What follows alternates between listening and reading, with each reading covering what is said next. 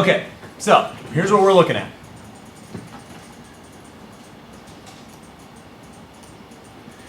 The channel strip, again, has several different things that I was speaking about prior to getting into this. It has equalization, it has compression and limiting, and it has gating and expansion. What you'll see in terms of its layout is right here towards the middle. Well, if I start from the top, you see input.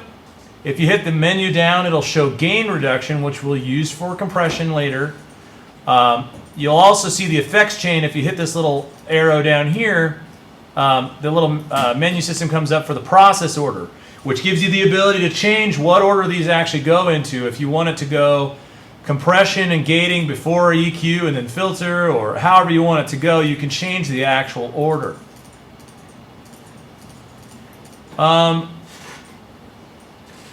For me, you know, there's a lot of things that I like, and a lot of different orders. I personally prefer to do this one. I would actually, well, you know what? Actually, we could do this one's probably the best for this situation. If you do filter dynamic EQ, the reason you may want filter first is because you may just already know that you want to change a high pass or low pass situation before you even get to compression. Does that make sense? Which, why even bother letting it go through there, because it is going to trigger certain elements in the compressor and limiter anyway. So let's just cut it at the front end. So I'm going to go with this one, okay? So everybody saw how I got here? Ask your neighbor. If you didn't see, please ask your neighbor.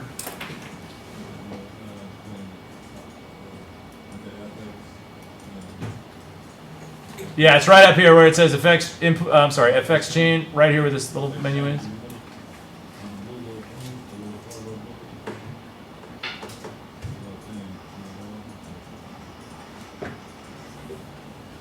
All right, so I'm doing the filter dynamics EQ. Now I'm going to go ahead and close this because I want to see all the other stuff that's going on down here.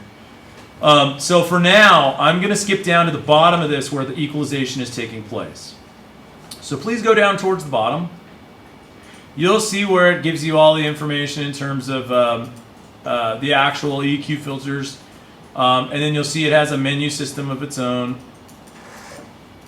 If you hit along the side, it just gives you different breakdown variables, whether you want to be plus 12 or plus 24.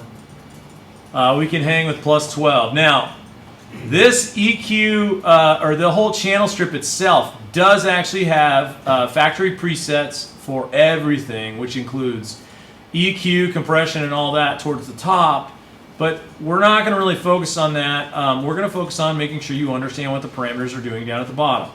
Now, because our chain says filters, dynamics, EQ, probably the first thing we really want to do is go to our filter section.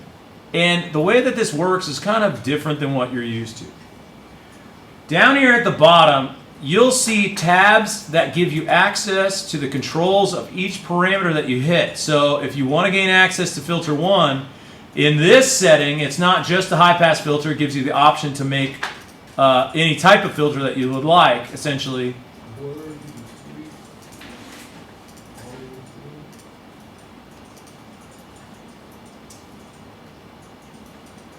But let's start with filter 1. Now here's the thing we have to see. We actually have to see this power button go on. So this little orange power button has to be activated. And then from there we have to choose which type. Now by default this is actually a low or a high pass filter. Essentially we're going to cut out the lows. So if you start moving your frequency, you'll start seeing where this cut's going to actually take place. Now in terms of the slope, sometimes also called Q, essentially it's going to be how fast it's going to get cut. 24 being the hardest. So if you really need a nice hard filter there, you can essentially use it there. Now of course you can grab the colored dots and start moving around. But when you get to using live consoles and you get to using the SSL console, it's all knobs with no little dots that you grab off a grid. So it's going to be very important for you to understand what these parameters are. So I'm going to go ahead and just set this for now. I'm going to go ahead and set this at 45 or somewhere in the ballpark. You can also double click in here and just type 45 and hit return. Where the number value is, you can just double click it, type it. And there you go. I'm going to stay at 24.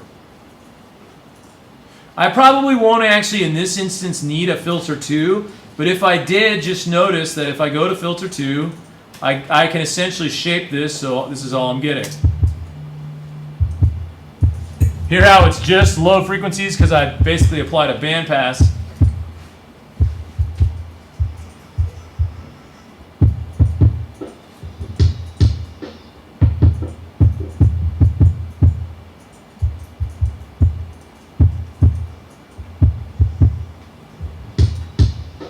But we're not going to use that, okay? All right, from here, we can go into, if we go to our low frequency section right here where it says LF, low frequency. What I want you to notice is we're given the option to do peak notch or shelving. Shelving is this little symbol right here. You guys see that?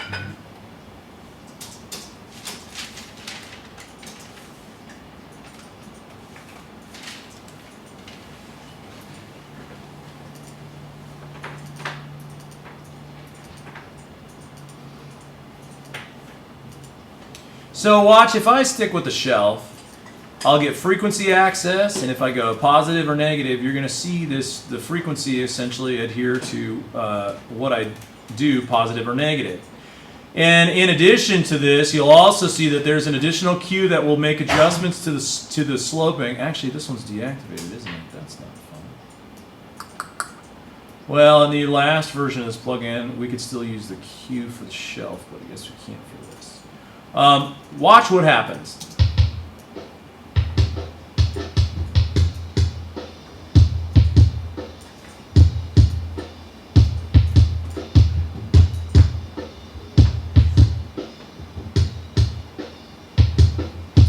I'm not losing all of what I'm cutting, or nor am I losing essentially 100% of what's sloping towards it. Notice there's a large sweep coming in.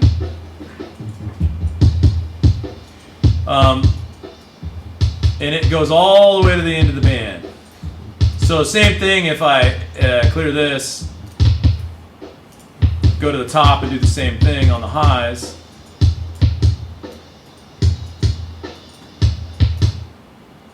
Oop, there's my computer pooping out.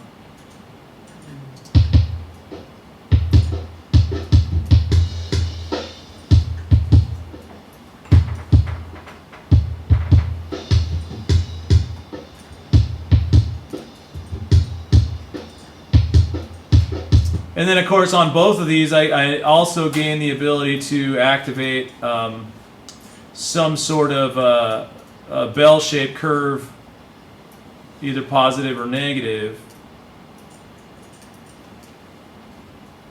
And notice, I still get cue control, which now you're seeing with the cue, you're seeing a very specific amount of elements being isolated here.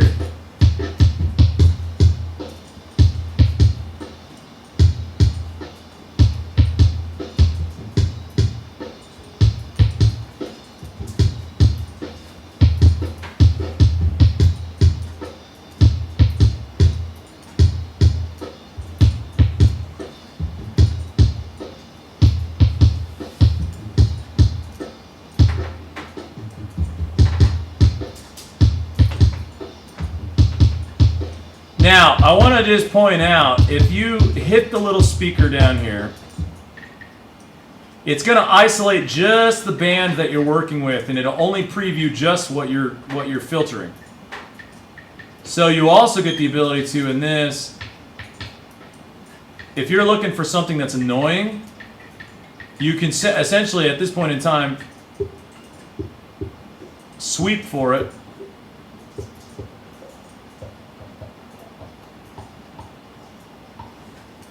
And then disengage.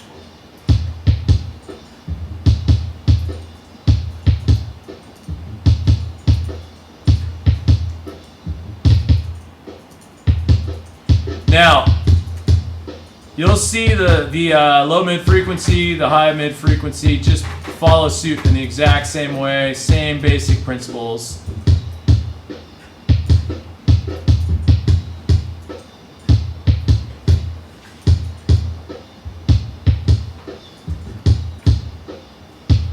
Now, a lot of times for kick, what you're looking for is actually doing a negative pull down somewhere in the 100 range to make room for the bass. And on the other side of it, you're going to compensate it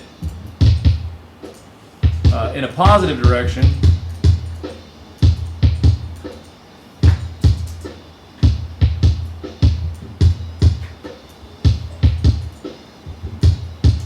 Usually about 80, somewhere in the 80 range, just to make up for that loss.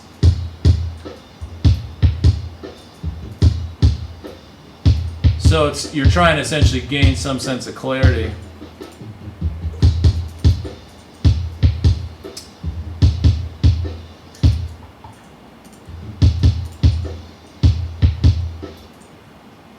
Oh, come on. So far, is everybody hanging in there? Yeah. Yeah, it's pretty simple, right? It's just all about application. All right. Here's what's going to happen. Let's go ahead and go into compression, and we'll just talk about the parameters that are involved, and there's so much brainy stuff that takes place here, but I'm just going to switch back over to the basics, and I just want you to follow along with the basic parameters, and then we'll get right back into Pro Tools, and we'll make this thing happen. Compression, let's just start here. For those of you that are under the age of 30, and the only reason I say that is, for those of you who are under the age of 30, it's probably likely that you have not spent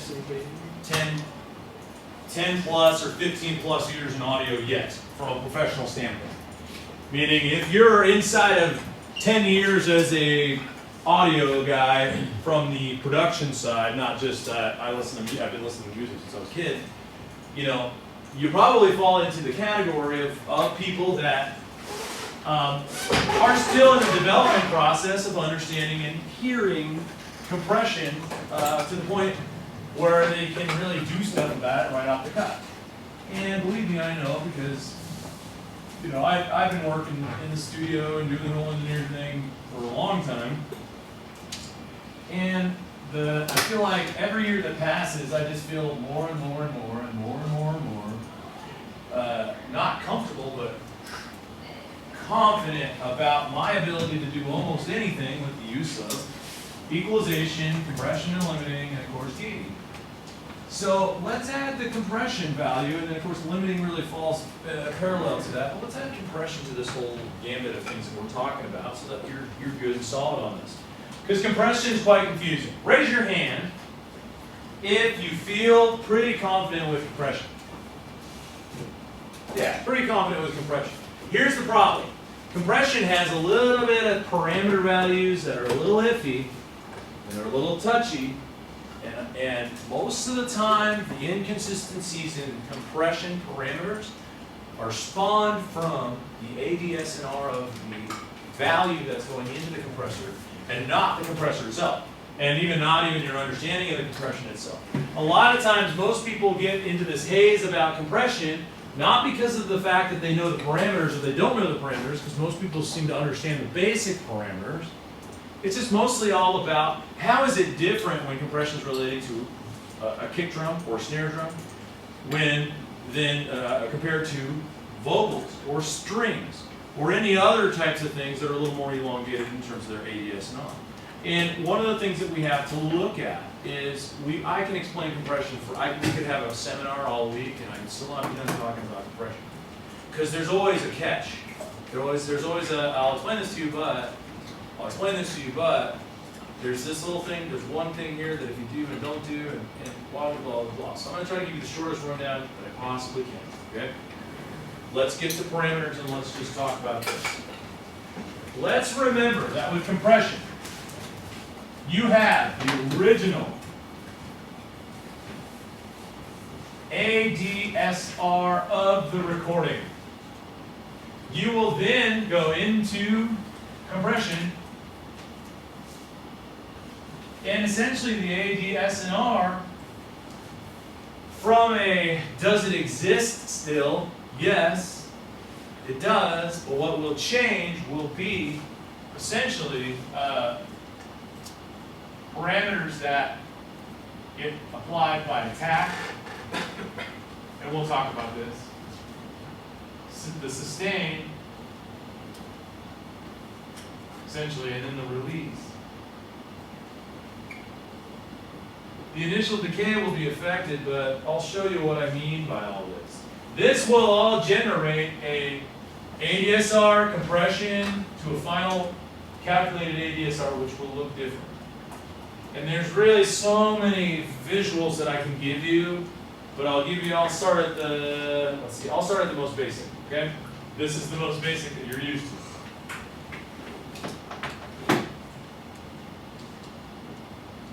Now, how many of you had an energy drink today? All right, Wheaties, cornflakes, fiber of any kind, toast, apples, cheese is good, fruit, okay? Any of that? Okay, well, everybody else didn't raise your hand. Grab something to hang on to, because this is going to involve math, okay? So get your little digits ready for this, okay? You're used to seeing waveforms, but what I've told you of waveforms, the waveforms really exist in a visual. I can pick it up, carry it with me, walk it home, pet it, all that stuff. No, right, no. So what we see in Pro Tools is just a visualization of what they give us. Well, good news, bad news. It's a visualization of what's being provided of the waveform. It's trying to accurately re-represent it so we see it, but that waveform essentially is just a visualization. It's one way to look at it, okay? So when you get into live audio, for instance, and you start using compression, and there's no waveform, guess what you're reading? Numbers and meters. So one way you can look at this is Pro Tools waveform, right? But once you go to the mix window in Pro Tools, and once you go to meters in a live situation where you're not looking at, lollipops and candy visuals like this, I mean, realistically, I'm sure the first engineers that saw waveforms come out were like, really? We've been doing this whole time just with our ears. Now we're just, it's kind of different for them. But I mean, so the other way to look at this, okay? Watch this. Go. Meters in.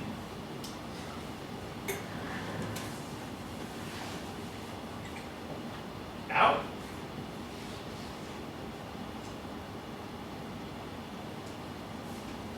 And gain reduction. And I'm going to go through this whole thing, so I'm putting these up on the board so you can kind of see what's going on here, because I just find that it's this, yeah. Where do you even begin? Where do you even begin with this story? Because well, we'll go through the parameters and we'll walk through it. Okay, so here's visualization number 1, here's visualization number 2. Visualization number 3 is going to be where the math really comes into play, but we can still see any of these on this kind of scope. And I'll explain all these, so don't worry, you won't walk out without knowing. But I need you to do me a favor. There is an empty seat here, and there are 2 empty seats there. For our discussion on this, if any of you feel like you're too far away to catch what I'm putting up here, just jump up here real quick just for the note-taking if you need to. That way you're comfortable and you can see everything and you don't have to worry about it.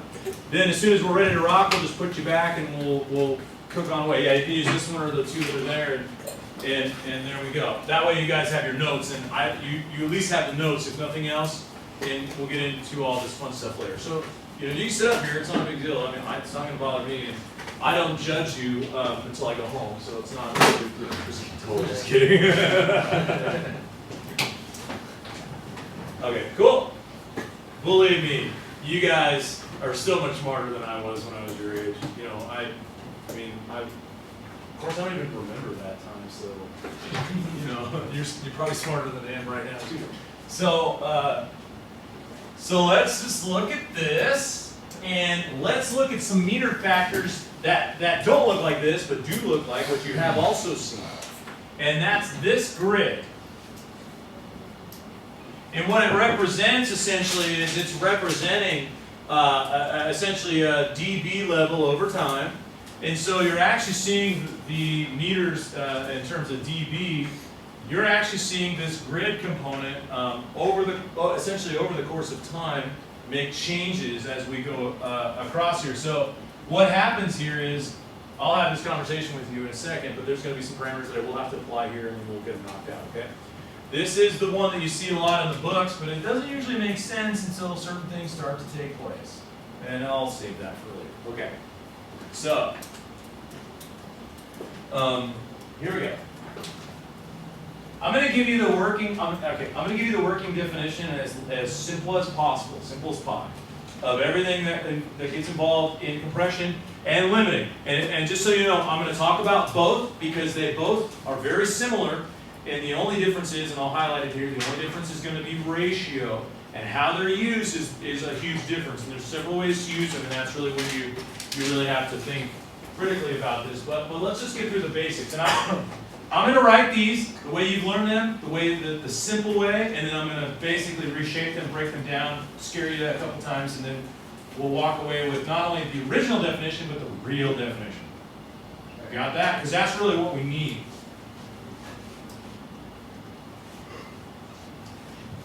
Threshold. This is a dB value where compression or limiting begin. And kind of and kind of know, but yeah. In other words, this is a number. Okay? So you'll see this. I'm going to write threshold will be represented in blue. Okay? Represented in blue, I'm going to write threshold. Threshold, represented in blue, T. T for threshold. You'll see threshold in these kind of meters sometimes as a little arrow pointing to a specific location when you're looking at meters. And in this thing, there's T right there. Okay, so hang with me and we'll work on this, okay? This is fantastic. I don't think I've had a scenario like this. David's been in class with me before. You guys are the only group that I feel very comfortable with the kind of eccentric, just a proof point, you know. This may be new to some of you. David's been with me before, so it's probably not new to him at all. Okay? I've never been in a situation, because normally I like to lock the door, and just so you know, I usually lock the door. I'm not trying to be rude when I lock the door behind us, but I get so many people that stand by my door and just chit-chat in that little crack. May not bother you, but when I'm up here, I just hear them talking, and I want to go out there and just like, you know, and so to keep my frustration levels down, just close it so I don't have to hear anybody. So it's just us. So it's like we're going to go into our little bubble here, and we're going to focus on what we're doing and not worry about what's going on there. So, but now, unlike most times, I actually have an open door, which is brilliant for what we're about to show you, or what we're about to talk about. So it's going to be really easy. Threshold is the dB value where compression begins.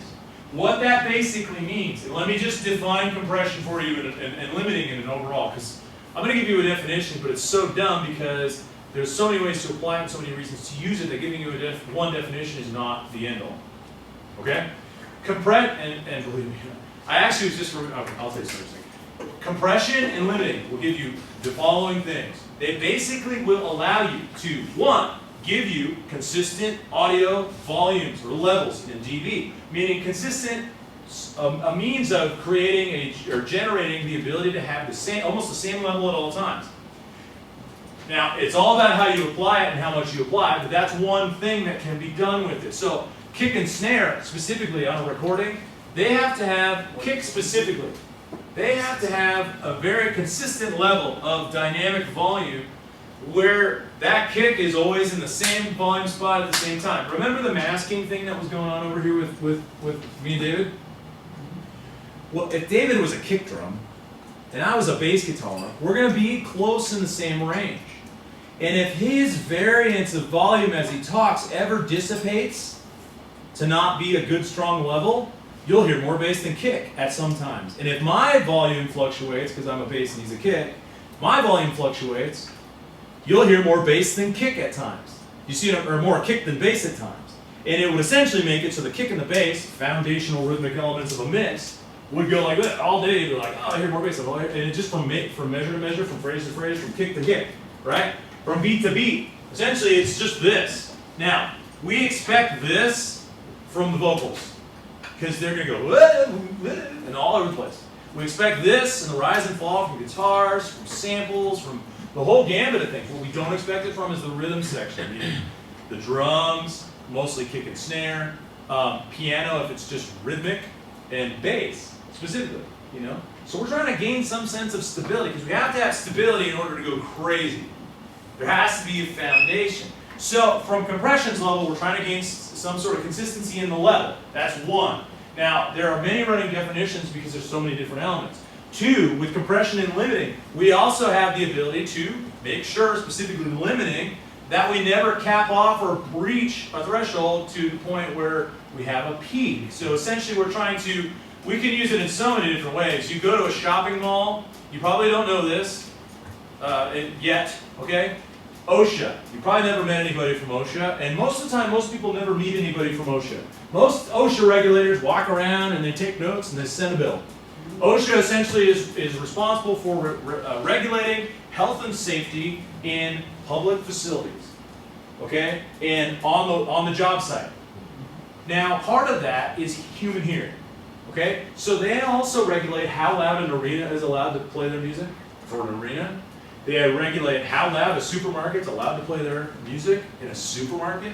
They regulate every audio spectrum that you're going to see from an audio sign because it's important. Because if given the ability, you were walking in to Smith's, you know, or Vaughn's, some grocery store of any kind, and something catastrophic happened in the audio system, and if it had the ability to blow your eardrums, it would obviously ruin your day and probably your life and blah, blah, blah, blah. So there are safety regulations put in place. So limiting, you probably don't know this because you're thinking, hey, I'm at Smith's, you know, there's just enough of the food here.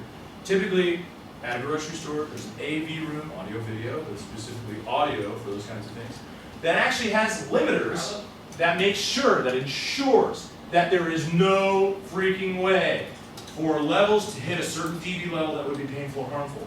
And essentially, if the limiter is hit or breached, there's two stages of things that happen. One, usually a limiter is set in place for safety and safety reasons for peaks, so that if it ever hits a limit, it just doesn't let it get louder. Two, there are limiters that are designed so that if the limiter is even hit, the power will shut off, and essentially the amps will dim to the point where there's no audio until the threshold's breached on the downside. And it'll take a little bit of time to release back, and then now we're in safekeeping. And you'll see that everywhere across the board. When we go to this live audio thing at Extreme Thing, all those stages are required to be running limiters on their master audio. Ours will have one, but the need for ours will be very minimal because we're not running half of what they're running. Most of the large stages have to because they're just so big, you know, really, they can do a lot of damage to a lot of people.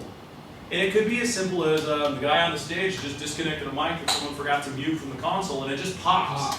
Ooh. Yeah, and so that's a limiting purpose. There's limiting for a lot of other things though. Limiting can be used to gain more dynamics. Compression can be used to gain more dynamics. So there's kind of in the definition, you're looking at consistency, but you're also looking at increasing dynamics to things that were not dynamic in the first place.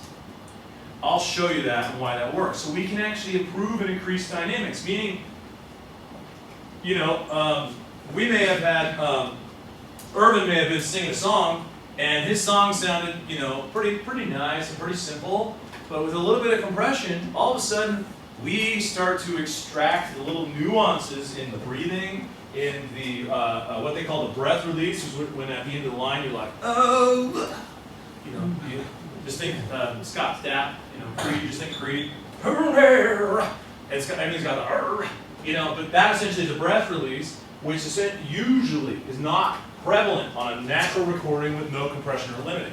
Once you start applying compression and limiting, you get that kind of feel. And there's a rhythm that becomes applied to the end of the phrase that used to not exist, that all of a sudden starts to excite the sound.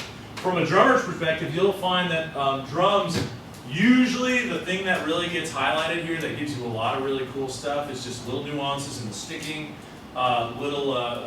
Hi-hat gets a lot of accentuation by using compression and dynamics in the overheads and in the room mics, because you start to hear the little movements that you maybe didn't hear before that are coming off of just a combination of moving the foot pedal on the hat as well as doing the hat work from the sticking. So you start to hear things dynamically that did not exist before, and they'll begin to flutter.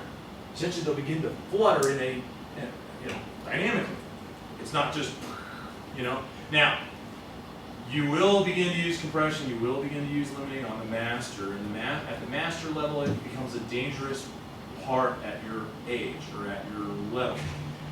Being very careful not to over-compress or over-limit is very, very important at the master level, because if at the master level you took a whole mix and then you did a final compression, you could have spent weeks or days on a mix, threw a compressor with the wrong settings on the master, before you know it, your whole sound is just squashed and it doesn't have any fluctuation. So what we're trying to build is we want to build solid things like kick and snare and bass and any of those samples that would belong in the bass range. We're trying to build stability there so that those things are nice and level. So when we go to the master, we're not killing dynamics, we're accentuating dynamics essentially.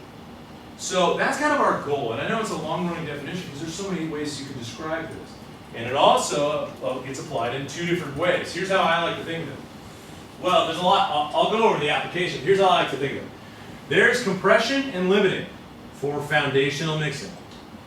Meaning you apply compression where it belongs, where you need it. You apply limiting where you need it. Then there's compression and limiting for effect. And that is where you apply compression and limiting just to make awesome sound out of stuff that did not have awesome sounds to begin with. Essentially, effects. You see what I'm saying? There's the foundational mix, which means that you're required. I don't know if you knew this, but there are requirements as a sound engineer. Some of your requirements are the following. Full frequency spectrum mixdowns, which means when you do a full broad range of whatever, if it's music or if it's dialogue or whatever, it needs to embody a balance of the full spectrum, 20 to 20. Well, part of that will be equalization, part of that will be compression, all that kind of stuff. But until you do that, effects aren't going to get you jack. I mean, really, you could make effects all day. I mean, there's people making effects all day. That's what the T-Pain app is for on your iPhone. I mean, that's what it is. That's effects all day. People are doing that, while they're, I mean, it's really, imagine, I mean, it's just, hey, talking to this thing, I can make a T-Pain effect. Boom. Yeah, that's effects. Yeah? You won't see those same guys walking around going, hey, talking to this thing, I want to make an awesome mix out of you. No. Essentially, it's just effects. So you can have foundational elements of mixing, foundational or elements of effects, which are really just secondary to the mix. Because I'll tell you a great example of effects and how secondary they are to the mix. Okay, you ready for this? Okay, it's first. Great example, John Mayer. You go to any John Mayer album, and you guys might not be a John Mayer fan, you go listen to Belief, which is one of his more recent songs. You just listen to the drums, they'll make you pee your pants. Because you listen to the drums and you're like, those drums sound amazing. There's no effects. Effects are a genre that is like, I mean, that's effects. If they're using it to make foundational mixdowns, it's just the fundamentals. It's just the hardcore fundamentals being put in place to make great sounds. That's compression being used, not as just an effect, but from, you see what I'm saying, from a foundational element. So there's those really two ways that you look at. So when you go, oh, do I want compression? Do I need compression? Do I want limiting? Do I need limiting? Really, when you look at it and you ask that question, you're also going to ask, at what level do I need it and what is it going to be applied for? Because it'll really change how you set it up. Because using it for effects looks way different than using it for foundational elements. Essentially, you just accentuate certain things you probably wouldn't have in a normal day. So, all that to say, that's compression if you didn't know what it was before we walked in this room. Now let's get the threshold. dB value where compression and limiting begins. This threshold has to be breached. We're going to have this conversation for the rest of your life while you're at the school with me and you're in a room and we're talking compression. We're going to have this conversation because this is fundamentally important. Notice this threshold is the marker at which compression limiting will begin. Okay? Just catch that? Which means if you can just think of it simply as this. We got a door, we got a threshold. You guys ever heard that term? You guys ever heard that technical term? This is the threshold of the door. Okay? Over on this side is going to be the bottom of the threshold. On this side is going to be the top of that threshold, above that threshold. So anything on this side is going to be south of the dB value. Okay? So here's my question to you. At this point in time, if I'm on this side of the threshold, am I eligible to have compression or limiting? Am I eligible? Meaning, am I even a candidate for it? Yeah. Yes, because this is the north side of, yeah. if this is me for the rest of this duration, are you realistic here? Are you going to get any compression limiting at all? No. No, absolutely not. Right? So easy, right? Well, here's where it gets fun. Okay, ratio. Now these are all these are things that kids can understand. What they don't understand is the correlation, because that's the stuff that's really hard to just get, to just not only to teach, but to understand, to learn, and over time, you know, because anybody can learn vocabulary, because this isn't vocabulary. This is practical use. A ratio. The ratio essentially is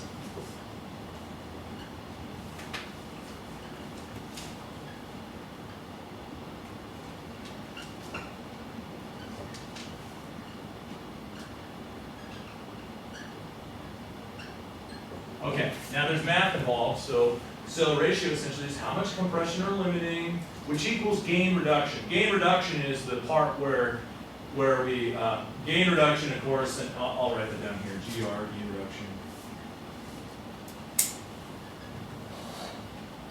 Gain reduction is actually a dB value of how much, whoops, limit took away. And we'll work through that. Because this can be, this is awesome. You know why this is awesome? You know who uses this stuff?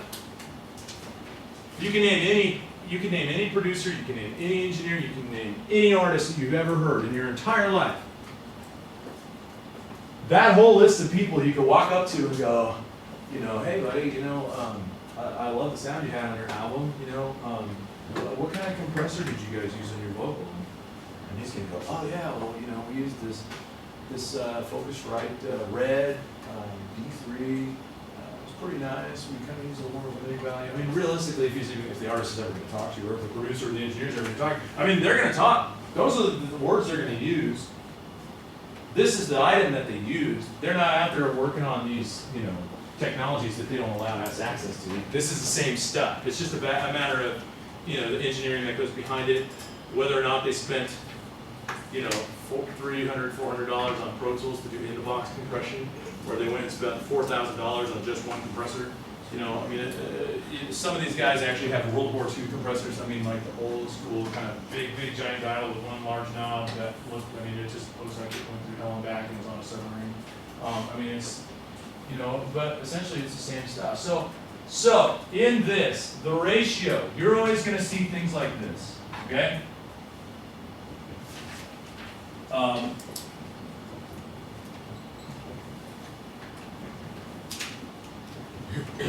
And what this means, okay, is really critical, because this is where the math comes in. Okay, so I'm so sorry, but here it goes.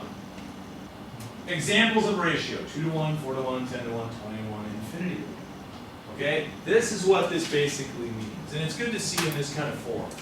In 2-to-1, essentially it's going to say for every blank past the threshold,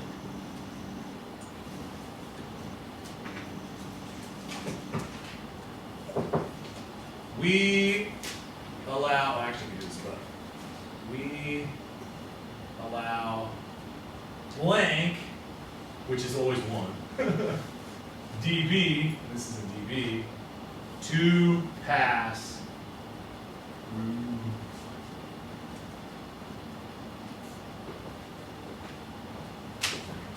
Now I say we because these are all user-defined presets. Remember how I said, hey, you make your own work? Well, who defines this is you. Now I know it feels like sometimes you open up a plugin in Pro Tools and it already has settings on it and all that stuff, blah, blah, blah, and there's presets that already have settings on that. Realistically, forget all that. You know who that's for? You know who that's for? It would not exist if this was not a consumer-based world. Really. Presets are for consumers. Really. Presets are for, I mean, we can, now here's the catch, we can also save and make our own presets that are for us, because those are the presets that we masterfully made, that work with what we're doing. But for the most part, you know, it's just that, anybody ever heard of shake and bake? Shake and bake is that whole thing, you just, I don't know, you put a raw chicken in a bag and you shake it, throw it in the oven or something crazy like that. I mean, it's for people who are not chefs. You see what I'm saying? Just, here's all the stuff you need, shake it, bake it, you're gone. Right? You see what I'm saying? It's kind of the same thing with presets. It's like, you know, if you're a chef and I was, you know, like, hey buddy, do you mind making me dinner? Here's some shake and bake. Kind of be offended. You know, you'd be like, dude, first of all, this stuff's crap and I could do this in my sleep. But if I make a real breaded chicken, it's gonna blow your mind and it's not gonna be bad. You see what I'm saying? And that's the same thing with the whole preset thing. So that's why some of this looks a little strange. But for every blank dB past the threshold, we allow 1 dB to pass through. So here's the brilliance. If it was 2 to 1, it would mean for every 2 dB. So example, for every 2 dB, we only get 1. And that's how compression works, essentially. Compression is this. Imagine it, most of you know this, okay? And we're going to talk about a lot of other situations, but things that use air compressors, well, of course, there are air compressors by themselves, but things that actually use, you know, compression. A lot of different things. Fridges, you know, AC units, jet airplanes. All it really is a mashing of something into a smaller space and a releasing of it in essentially a more compact volume.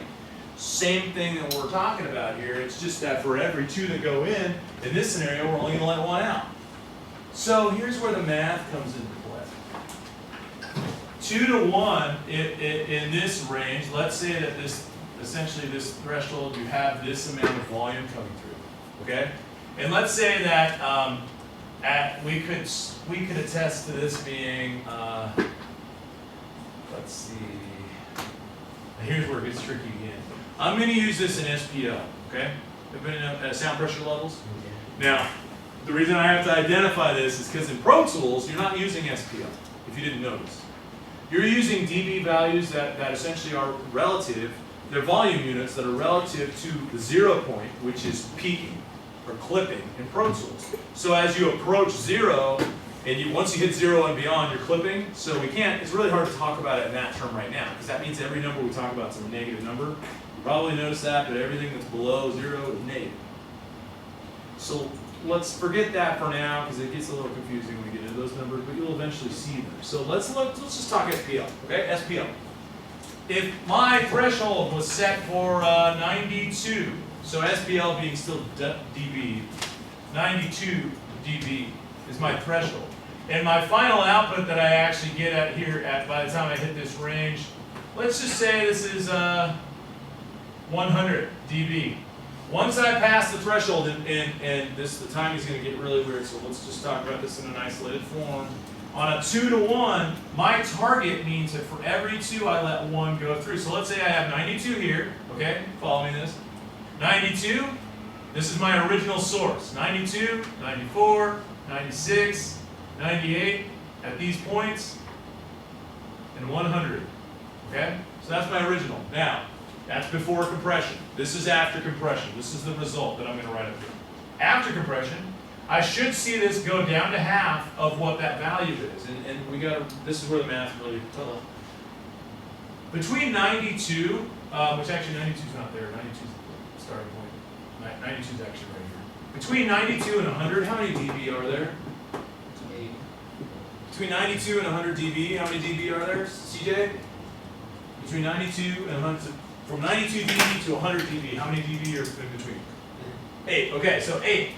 So on a 2 to 1, for every 2 that goes in, only 1 comes out. What should my expected ending be if I have 8 on 8 dB past the threshold on a 2 to 1? What should my result be? On a 2 to 1, for every 2, I get 1.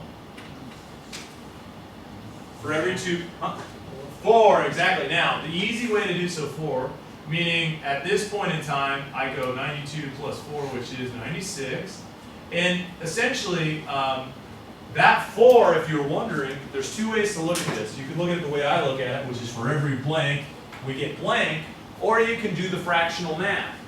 If you remember, if you guys remember ratio values in math, you can take a ratio and just invert it into a fraction, meaning on a 2 to 1, 2 to 1 means half. You flip it so the 1 is on top and the 2 is on bottom, it's half. So if we rotate these, this is half, okay? If we rotated 4 to 1, what is it? A quarter, right? If we rotate a tenth, or 10 to 1, it's, I'm sorry, I already gave a 10. Divide it, and what it means to have it be half means you divide it by 2. What it means to be a fourth, you divide it by 4. What it means to be a tenth, you divide it by 10. When we get into 20, what it means to be 20, you divide it by 20. When we get into infinity, we don't even do the math because it's so, I mean, I'll show you some math in a second that's going to really help you with that understanding. But, okay, so here's our result. Did you get that? So on a 2 to 1, our 8 we had in this range past the threshold, this was originally 8. So if we go on a 2 to 1, we got 96 as our result because we had 4. What's our result on a 4 to 1? All right, on the 4 to 1, first thing, look at how much past the threshold and do the math. 1/4 of 8, or 8 divided by 4 is 2. So 2 plus the threshold, 94. So we should be looking at down here, essentially, 94 dB is our result. And what it means in this instance is this is only a snapshot, which is the part that you really just have to get a little comfortable with. This doesn't mean it's always going to be 94 for the rest of the song. This actually just means that there's one instance, at the one instance that we took a picture of this and saw 8 dB past the threshold, we got a 94 dB response. If this changes, and it does because volumes change all day, as soon as that volume changes to only being 6 past on a 4 to 1, we have to do the math again. And we have to take 6 and divide it by 4 and then come up with our final. And you see what I'm saying? There's a lot of, essentially it's a moving target, which is why it gets so complicated, because it's not just at one given time. It changes and it keeps moving. So, so far, does everybody understand for every blank we get 1 that gets allowed to go past? Any questions? You guys hanging in there? It's actually pretty simple. It's just all about this. It's really all, it's just all about, you know, hey, this piece means this and this piece means that. Now let's get into the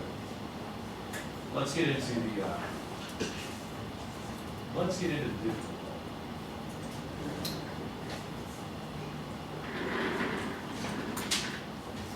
It's really not that difficult. It is difficult.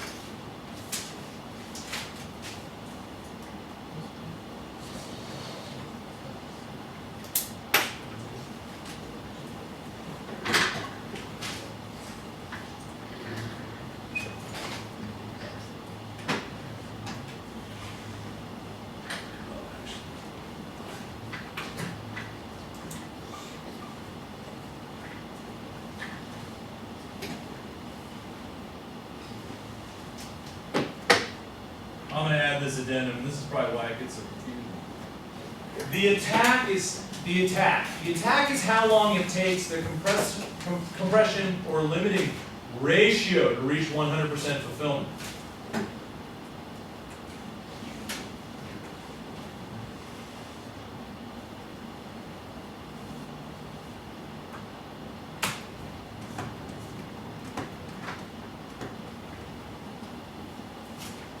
So how long it takes, I know my handwriting's getting sloppy at the end of my day, comp limiting to reach fulfillment, a ratio of fulfillment. Now, one thing I didn't mention, so just be aware of this, okay? The difference essentially between compression is essentially anything between, well, and you'll see it's really anything between 1 to 1 and 10 to 1 is compression. Limiting is anything above 10 to 1, meaning it doesn't actually include 10 to 1, it's just as soon as you go past 10 to 1, you're in the limit. The ratio, you'll see why when we get to the ratio values, because you know, we'll do some math here in this whole thing with the ratio. Well, we can do math now. Give you an example, okay? You guys ready for this? I'll give you the easiest example. If I go 10 dB past the threshold on a 10 to 1, okay? 10 dB past the threshold on a 10 to 1, how much gets passed through? 10 dB past the threshold on a 10 to 1, how much gets put through? 1, right? You just do the simple math.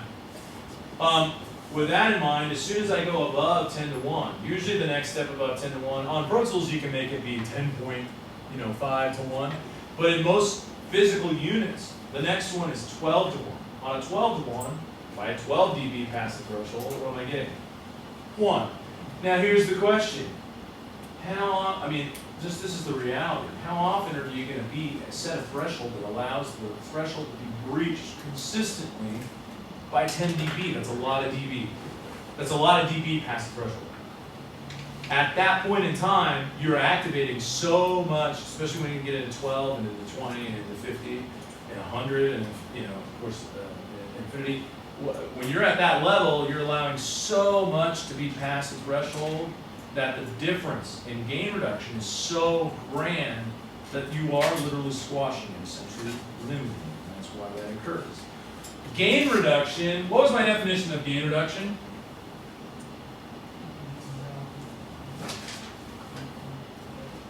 Yeah, how much was taken away from compression? On a 12 to 1, if I had 12 dB past the threshold on a 12 to 1, what's my final outcome? How much gets passed through? 12 to 1 with 12 dB past the threshold, how much gets allowed to be passed through? David? 1. So, how much gain reduction do they get? 11. Yeah, 11 dB. That's a lot. That's a lot. It's a large value. So, that's why we break over to that. Now, attack. Attack fulfillment means this, and this is when it gets weird, okay? This is when it gets adjusted. Strange. So far, what you've learned is ratio and how much gets pulled down. So this is my fulfillment of a 2 to 1, okay? And this is my fulfillment of a 4 to 1 in this example. But the clock starts on attack right here. Attack starts right here at the threshold breach, the timing. So let's just I'll do some really basic math to keep the numbers nice and clean. Okay? If my attack is set for 40 milliseconds, then we'll breach the threshold, and after 40 milliseconds, if I'm doing this one was 4 to 1, so let me get rid of this and put 4 to 1. 4 to 1 is going to be the example I use for now, okay? And that's my ending result at 4 to 1. So if I have a 4 to 1 and I have 40 milliseconds, okay, on a 4 to 1, it will take me, as soon as I breach the threshold, it'll take me 40 milliseconds to clamp down and apply my ratio, which means at 0 milliseconds of the instance the threshold breaches, what's my ratio? Now, here's the thing. Maybe I didn't get this. At this juncture, until you begin, when you see nothing happen in terms of compression, your ratio is actually 1 to 1, meaning 1 goes in and it doesn't get touched, and 1 goes out. For every 1 that goes in, 1 comes out. Well, and I'll teach you these to kind of solidify this in a second, but that's 1 to 1, okay? So here's the answer. If I'm at 40 milliseconds, at the 0 start point, where the threshold gets breached, I'm at a 1 to 1 ratio. Okay? So I have to start at a 1 to 1 ratio for attack. If it takes me 40 milliseconds to get there, what happens when I get to 40 milliseconds? What does that mean on a 4 to 1 ratio? 40 milliseconds, what's my ending ratio? 4. Say it again? 4 to 1. 4 to 1 is my target, meaning I set 4 to 1 as my ratio. Follow me there? So 4 to 1 is my target. 40 milliseconds it'll take me to get it. Got me on that? So it's going to take me 40 milliseconds to get to 4 to 1, right? Because I set it that way. I set my attack to 40 milliseconds. You guys are good with that? Yeah. No one's confused, right? I mean, you guys are hanging? Okay, well, I'll just say it one more time. On my attack speed, which is how long it'll take once I pass it. Here we go. As soon as I do this, a clock starts. As soon as I breach the threshold, there's a stopwatch, and it starts, and it's based upon my attack speed. the timing it's going to take to put 4 to 1 down, meaning how long are we going to take before we really say, I mean, it's just like parenting. How many times am I going to let my kid do this before I start competing? Really? You know, how tolerant am I going to be about them drawing on the wall with markers? First interaction, it might be, I see them there, I'm going to give it another second, give them a chance to, now that's actually reality with compression. I'm going to give them a chance to go back beyond that threshold. I'll give them a second to see what happens. I'm going to give them a little bit of time. But if they're still doing that in 40 milliseconds, I'm laying a 4 to 1 smackdown. See what I'm saying? So that's actually what you're seeing here as okay, so as soon as we pass the threshold on the up, going in the upward direction, since we reach it upwardly, we have 40 milliseconds to get to a 4 to 1 ratio. Now, that begs the question, this is the reason I gave it to you, I laid it out for you on a silver platter. What is my ratio at 20 milliseconds? 2 to 1. It's just half. I mean, if my target's 4 to 1 and I start at 1 to 1, halfway in between, in the timing of the milliseconds it takes to get there, halfway in between, it will be 2 to 1. So if I were to mark and chart it out, it's really hard to do in this form. My goal was 94 dB, right? If halfway back here, as this is moving on the uptick, at 96, let's say that was my midpoint, 96, which is only 4 dB positive, that's a 2 to 1, so what's my passing through value? It's 4 dB passing, I'm on a 2 to 1, how much do I let pass? 2. 2, right? So what's my result? What's my number here? Say it again? Well, 96 is how much is currently going through. Between here and here I have 4, so at half mark I had 2 to 1. You guys said I only allowed 2, so my final result is 9. At this point in time, I'd actually see a 94. So it's essentially going to arch until we get a 94 here. And then notice, because when we go into 100, I mean, essentially it's going to flatline at a 94 because it'll be the same level, but notice it's adjusting to this going at an upward direction. So you're actually seeing this result as a movement in time. So, when we're looking at the math, and this essentially is it, when we're looking at the math, attack is how long it takes for the ratio to go full force into fulfillment. Does that make sense? So here's another question for you. On a 10 to 1, 10 to 1, here's my example. 10 to 1, I'll be basic. 10 to 1, 10 dB passes the threshold, okay? 10 to 1, 10 dB passes the threshold. Without the attack, let's forget attack, what is my gain reduction? 9, because I only allow 1 to pass. So my gain reduction will be the opposite, it'll be 9. What's my gain reduction if I set my attack speed, okay? If I set my attack speed to be 50 milliseconds, okay? So 50 milliseconds it'll take to get to 10 to 1. What's my attack speed at 20, or what's my gain reduction? Now you have to do a few steps for this. First step you're going to have to do is what is the result, and then you'll have to count back for the gain reduction. 10 dB past the threshold, 50 millisecond attack time, it's a 10 to 1. What happens at 25 milliseconds? Half of that. It's a what? What's the ratio? 5 to 1. The ratio would be 5 to 1 on 10 dB on a 5 to 1. How much was allowed to get passed through? Now that's where the math gets a little tricky. 5 to 1 and a 5 to 1. If I have 10 going through, how many get passed through? 2. And for every 5, you could go, how many 5s are in 10? 2. So for every 5, I allow 1 to pass through, so that's 2. So my gain reduction at, well, and this is where it gets tricky. I'm a 5 to 1 at halfway, meaning I'm 5 to 1 on 10, meaning I allow 2 to pass, right? So just like you're saying, it kind of sounds weird, doesn't it? But it's 8. You had the math right because you said, oh, well, I'm a 5 to 1, so I'm allowing 2 to pass, which means I'm losing 8 from 10. Instead of 9. It's very minimal because of the ratio, how high the ratio is why it's so minimal. It slopes real quick. because of how high the ratio is. Now here's the kicker. Well, let me explain the release time, because there comes the mind-blowing part, okay? It's not that mind-blowing, but it's like, eureka! Release time is how long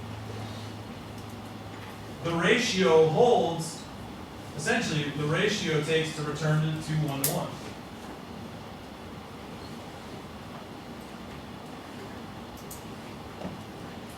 So how long it takes to, so how long our ratio takes to go to 1 to 1. Now guess when the clock starts on the release? Well, I'll wait. Write this down for a second. Think about it. Think to yourself. Enjoy a moment. Fresh silence.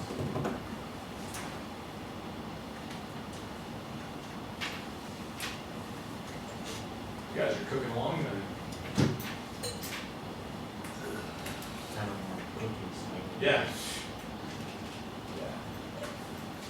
All right, release. How long ratio takes to return to 1 to 1, right?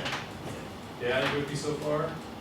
So that's how long it takes for the essential ratio, whether it's compression or limiting, to go away.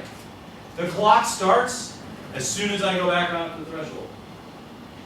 So the clock starts on attack when the threshold's breached in the northern direction in terms of volume. Once I breach it here, once I breach it here, once I breach it here. As soon as that volume goes below, my original 92 was my threshold. As soon as my volume goes back below 92, the clock starts for release. It doesn't start at the same instance that the threshold gets breached, because that'd just be weird. It'd be weird over elongated passages, because if I was going, all at the same volume and I breached my threshold and then the release kicked in, it would allow my normal volume to come back after the millisecond timing. So it's only going to allow it after the threshold's breached in the downward direction. You got that? It's a stopwatch. There's a, now, oh my gosh, we're going to get into this. Okay.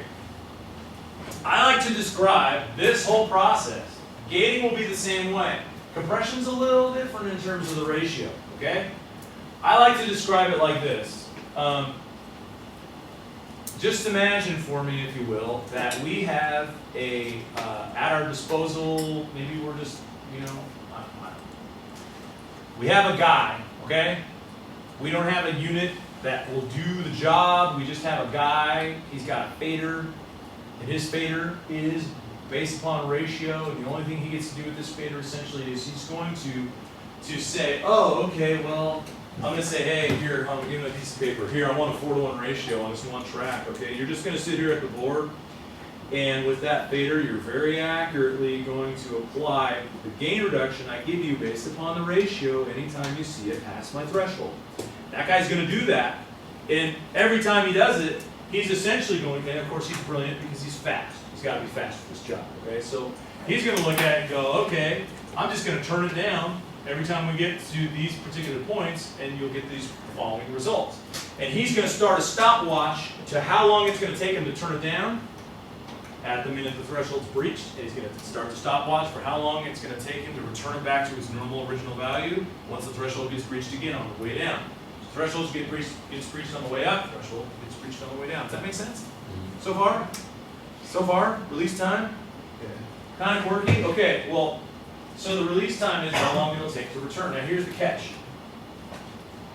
How many of you think you're pretty fast at counting? Think you do a good job at fast counting? Nobody? Okay, let me get a volunteer. Okay, Nathan, do me a favor. I want you to count, I'm going to breach a threshold, and I want you to count how long